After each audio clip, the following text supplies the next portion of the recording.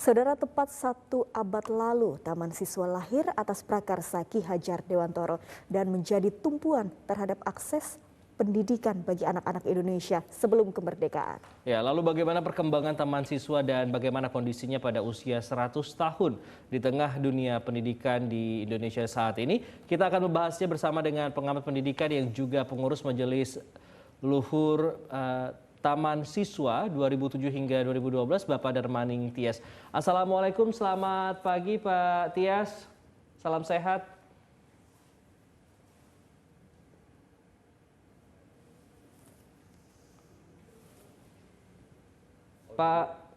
Pak Tias, kami masih belum bisa mendengar audio Pak Tias dengan jelas, Pak.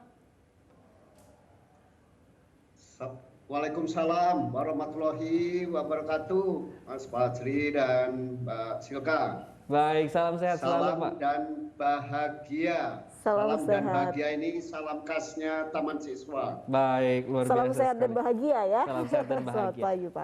Salam dan bahagia. Salam dan bahagia. Pak Tias, ini kalau Mas kita Fajri lihat, dan Mbak Silka bisa jawab salam. salam, Salam. siap. Pak Tias, ini kalau kita lihat pada awal berdirinya 3 Juli 1922 ini oleh prakarsa Ki Hajar Dewantoro, sebenarnya konsep pendidikan seperti apa yang ditawarkan oleh Taman Siswa ini, Pak? Ya, saya kira sejarah berdirinya Taman Siswa kan tidak lepas dari keprihatinan Ki Hajar Dewantara terhadap diskriminasi pendidikan yang dijalankan oleh pemerintah Hindia Belanda.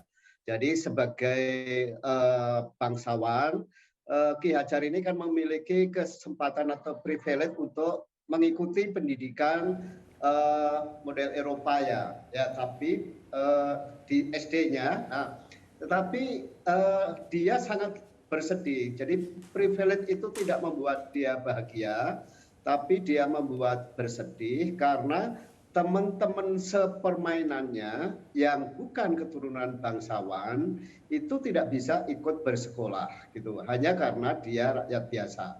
Nah, saya kira latar belakang pendirian Ki Hajar Dewantara itu tidak terlepas dari pengalaman pribadinya yang merasa ada diskriminasi, bukan dia yang didiskriminasi tetapi kawan-kawannya, sehingga ketika kemudian Ki Hajar itu punya kesempatan, sebetulnya waktu itu dibuang di negeri Belanda tahun 1913 sampai 1919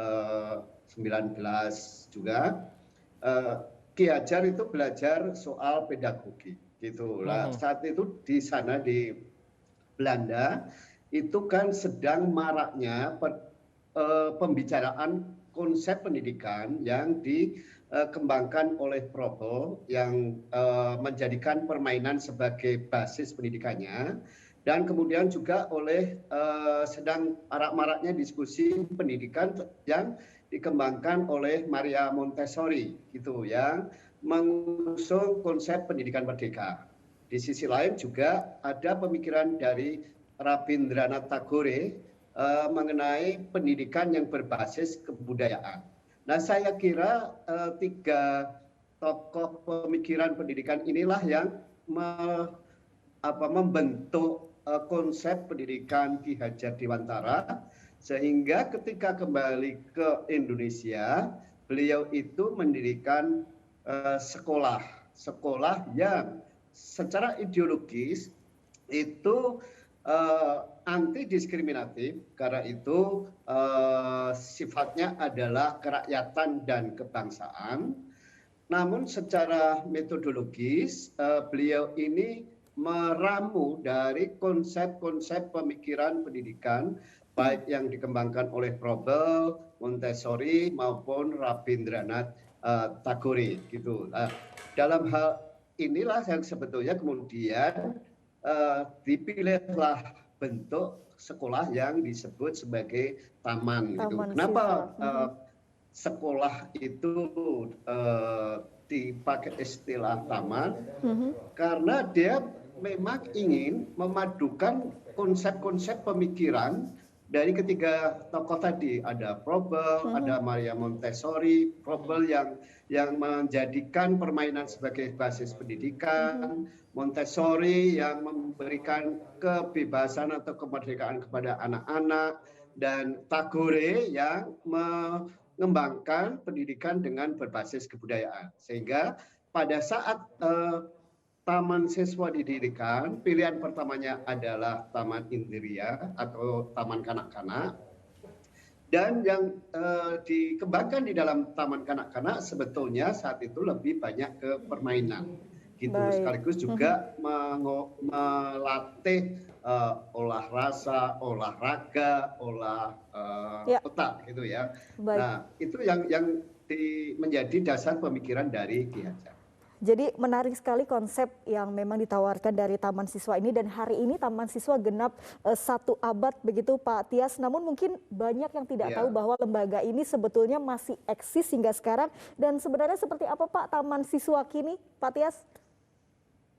Ya, ini saya kira pertanyaan yang menarik ya. Jadi memang Taman Siswa itu mempunyai posisi atau peran yang sangat strategis itu sampai pada masa awal kemerdekaan. Jadi pada masa penjajahan perannya sangat strategis karena merupakan lembaga pendidikan yang mengusung sifat kerakyatan dan kebangsaan, sehingga semua warga tanpa mengalami diskriminasi itu bisa bersekolah gitu ya. Nah, ketika awal kemerdekaan sebetulnya posisi strategisnya Taman Siswa karena 3 menteri awal kemerdekaan itu dari Taman Siswa gitu. Tetapi jangan lupa bahwa pasca kemerdekaan ini Taman Siswa mulai kehilangan peran strategisnya juga. Kenapa?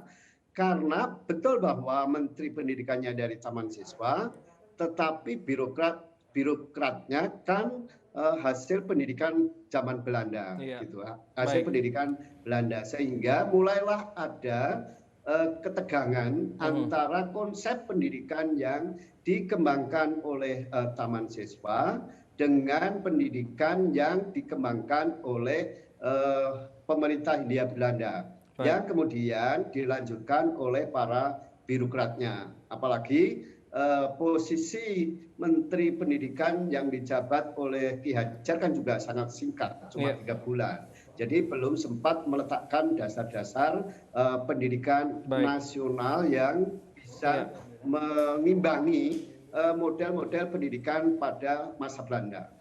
Kehilangan peran itu berlanjut sampai hari ini.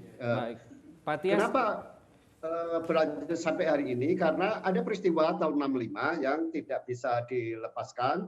Saat itu banyak pamong-pamong Taman Siswa itu yang masuk ke partai politik gitu, sehingga terjebak pada konflik politik gitu, termasuk ke internalnya. Nah, itu tiarap lama sampai hari ini, sehingga saat ini banyak orang yang tidak tahu Taman Siswa ini masih eksis atau tidak.